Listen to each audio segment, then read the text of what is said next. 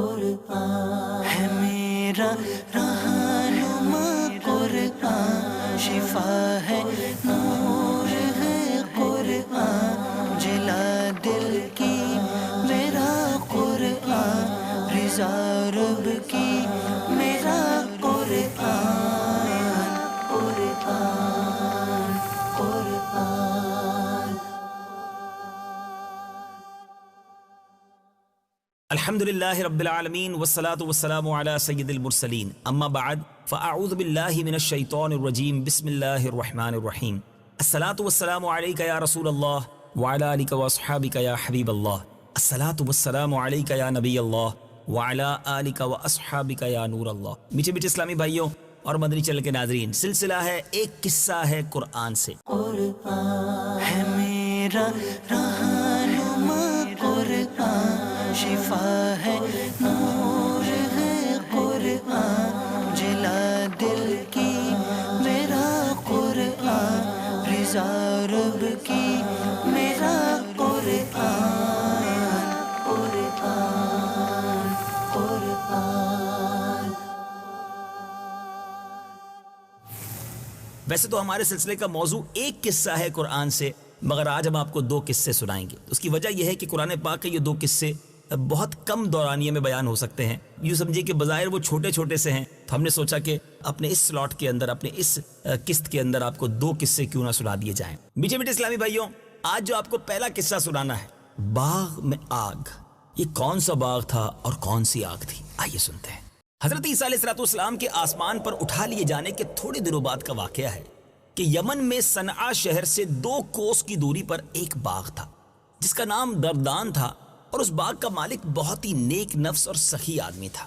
اس کا دستور یہ تھا کہ پھلوں کو توڑتے وقت وہ فقیروں اور مسکینوں کو بلاتا تھا اور اعلان کر دیتا تھا کہ جو پھل ہوا سے گر پڑیں یا جو ہماری جھولی سے الگ جا کر گریں وہ سب تم لوگ لے لیا کرو۔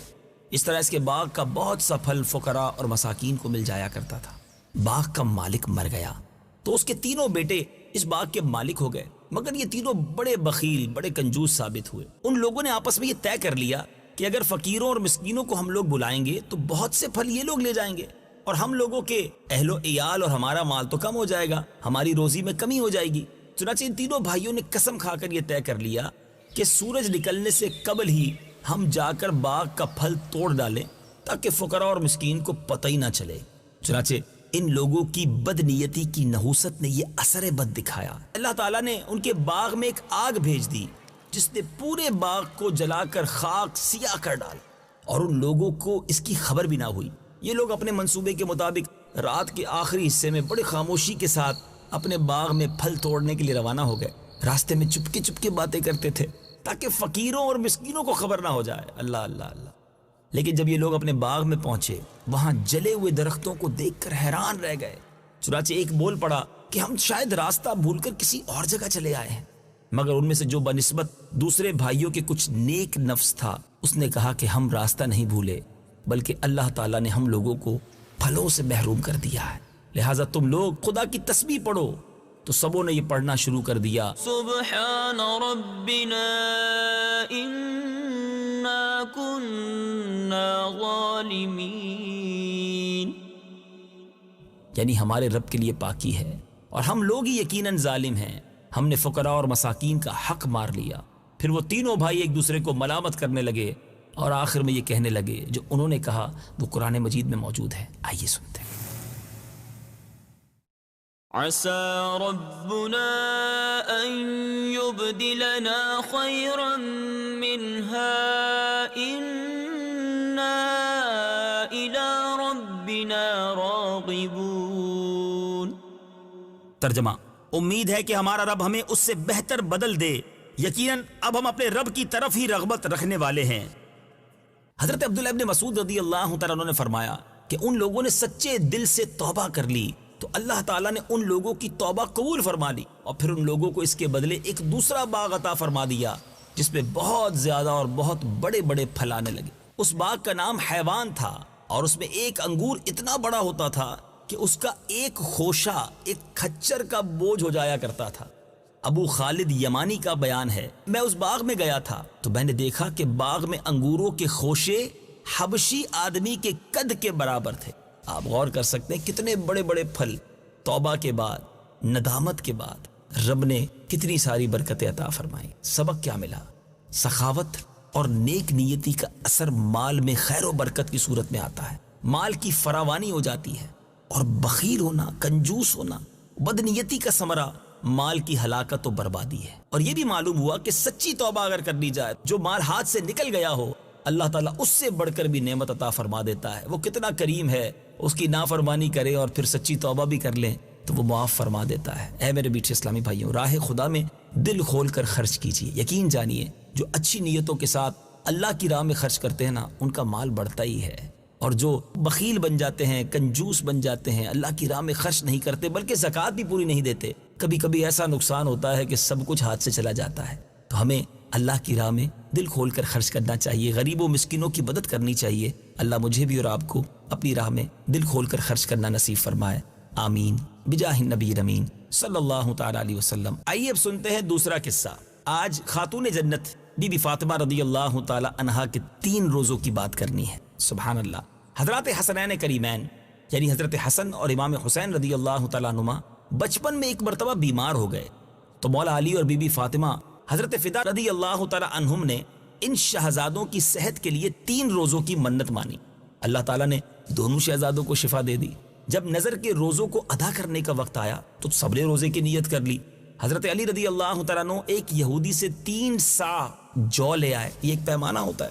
ایک سا 3 دن پکایا، لیکن جب افطار کا وقت آیا اور 3 روزہ داروں کے سامنے روٹیاں رکھ دی گئیں تو ایک دن مسکین آ گیا، دوسرے دن افطار کے وقت یتیم آ گیا، تیسرے دن ایک قیدی آ گیا.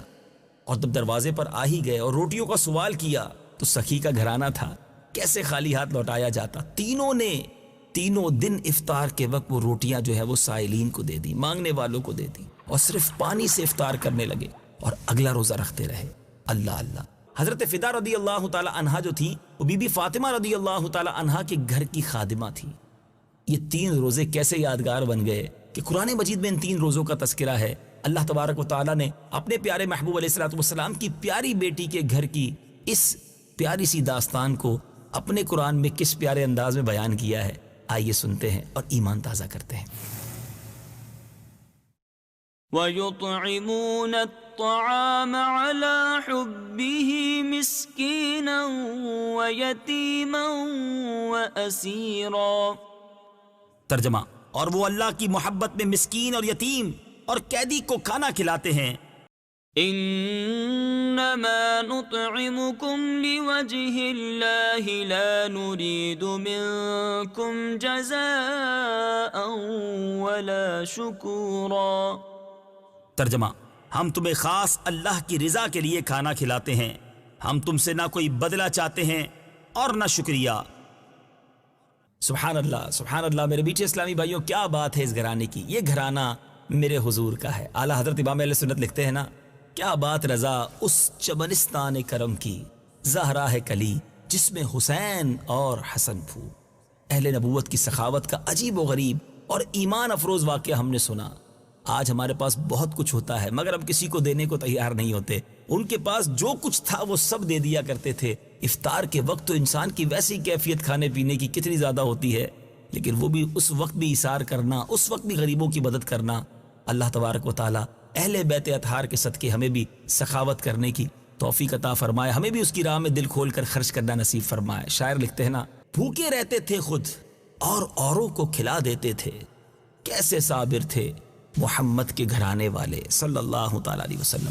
اللہ ان کے صدقے ہمیں بھی سخاوت کی دولت نصیب فرمائے. مدنی چینل دیکھتے رہیے. انشاءاللہ اگلے سلسلے میں ایک اور قصہ قرآن کا لے کر حاضر ہوں گے. صلو علی الحبیب صلی اللہ تعالی علی محمد صلی اللہ علیہ وسلم. قرآن ہے میرا رہنما، قرآن شفا ہے، نور ہے قرآن، جلا دل کی میرا قرآن، رضا رب کی میرا